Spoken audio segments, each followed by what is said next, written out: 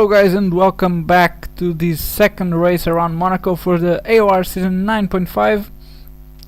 We'll be starting in 9th position, which is not where we wanted to be in a track like this, but after the chaos that was the first race, I don't know, I'm feeling a bit more confident for the second race, but we need to be very careful going to the Sandevo or Santevo or whatever you wanna call it. But here we go, 5 lights, and we are off, and it's not a particularly good start. There's a car going very wide there, and now we are in the middle of the Lotus. And can we go through? No. And we lost our front wing, and we got a penalty for? Seriously, the two Lotus were like going at each other and I was in the middle and I have a penalty for that. Why? Seriously, I just can't understand it. I mean, doesn't make any sense, right? Oh, anyway, it will be a painful lap until we reach the pit lane when we lock up. We got a warning for corner cutting, so obviously the worst start possible. And there's our teammate Falcon also without a front wing, so the Williams team really starting this second race brilliantly with the two drivers without a front wing. And we lock up again, we go against the wall, and fortunately the car behind just let us turn into the pit lane, going to put the prime tires. And honestly at this point I was really thinking about going until the end with these tires to not lose too much time, but it will be difficult because this track is very punishing for the tires when you want to do like a quick and a long stint. And there's a Red Bull there. It was Don Silva, I believe, stopped outside the pit lane. I have no idea why. Jumping to the start of the lap 3, the first hot lap on these tires, and we lock up and we break the front wing and we got a puncture. Oh wow. Pitting now for the option tires, pitting for the second time in 3 laps. This is absolutely ridiculous. What are we doing with this race? And we have the blue lights there, so there's Wingsman coming. He's leading the race and we're just letting him through. Now trying to stay with him because he eventually will start to catch up the other guys. I hope, honestly, but just keeping up with him because this was really the best laps of our race, the ones we didn't do many mistakes. So going into the tunnel, there's no sign of the second place behind us, so Wingsman doing a brilliant job this weekend. He won the first race and he's leading the second one now with the comfortable advantage, and he really should be proud because not everyone has the luck and the ability to do what he's doing. For example, me, I love the track, but look at at the mistakes I did in the qualifying, in the first race, in this second race. It has been really not a good weekend for us. But as you can see, Wingsman, he's not going anywhere. We're actually being faster than him. Maybe he's just doing his pace and conserving the tires, and we just want to get through, but it's it's nearly impossible to overtake someone around Monaco.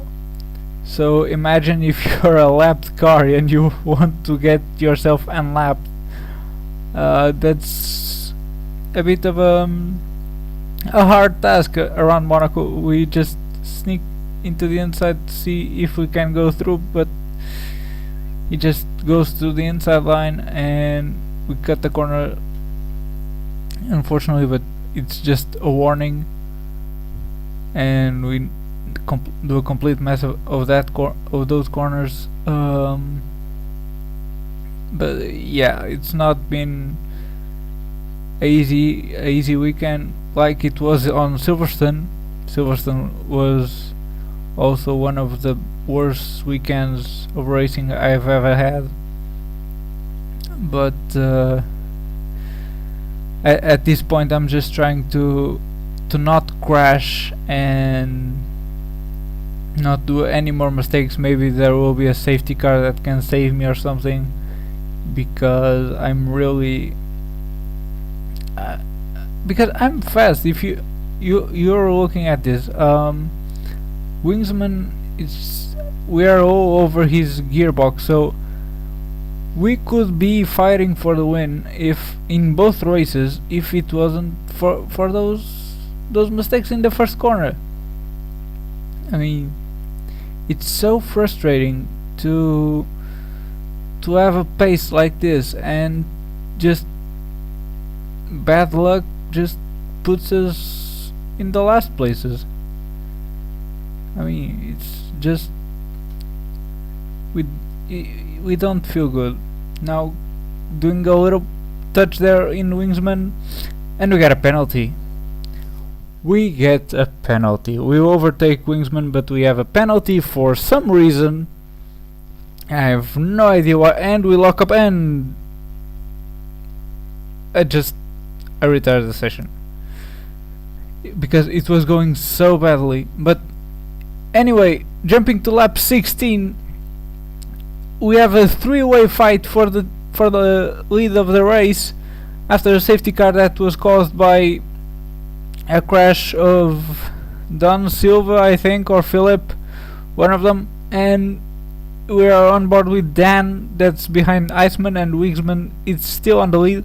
Dan was actually leading the race, but he decided to pit under the safety car for a new set of option tires, so let's see what he can do. Going now to the hairpin, Wingsman and Iceman both on the prime tires, on the worn prime tires. So Dan has an advantage, but he goes a bit against the wall there and loses a bit of time to the two in front. And there's go James around the outside of the chicane, trying to put himself there, and he loses a place to Falcon.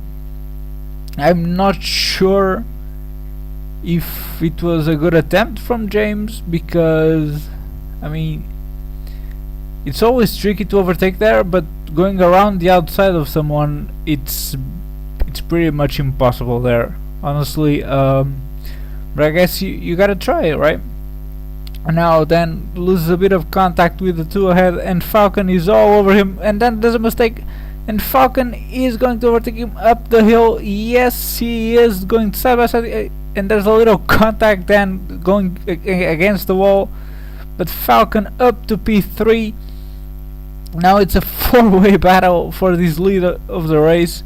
Falcon is also on the option tires, so let's see what happens here. A little touch of Dan into the Falcon's rear.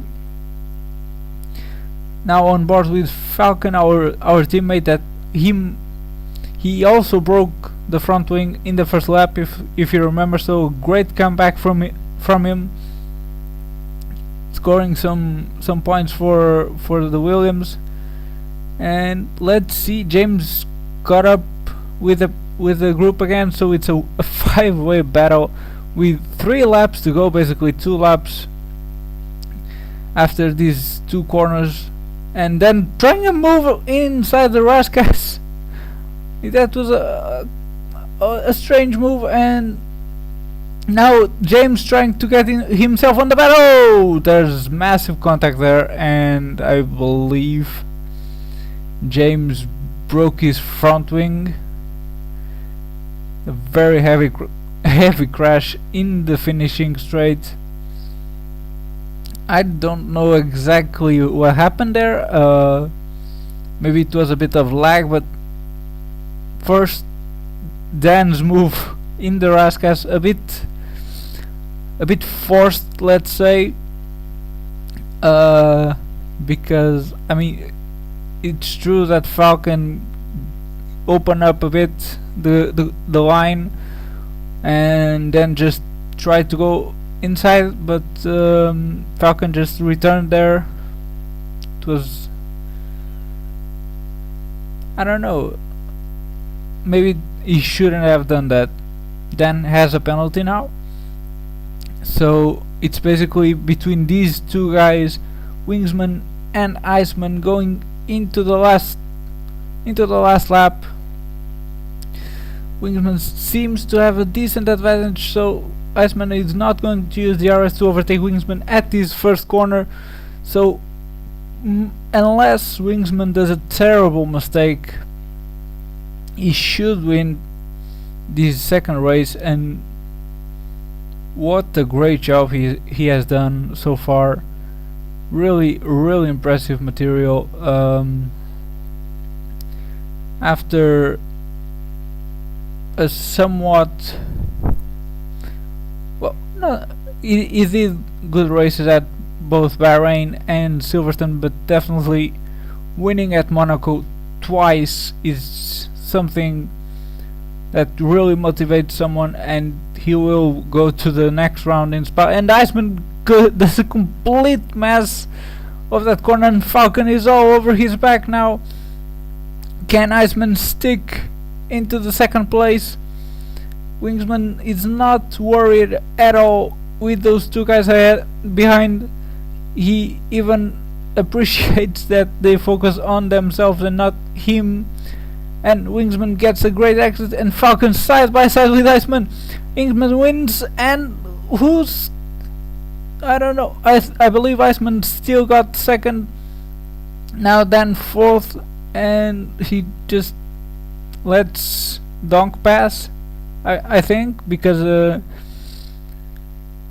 well, I'm not sure, and just disappointing for Dan. And here we are, James without the front wing, is going very slow. He basically gave up on the race after that collision with Falcon with 2 laps to go. Really strange, and at the same time exciting end of this Grand Prix. As you can see, Wingsman, Iceman, Falcon, and no? Well, anyway, so watching the driver's table now, we are too far away, unfortunately. But looking at the constructors, Williams only 11 points behind, so we'll try to come back at Spa, which is the next round of this AOR. So until then, I'm Pepper F1. See you next time.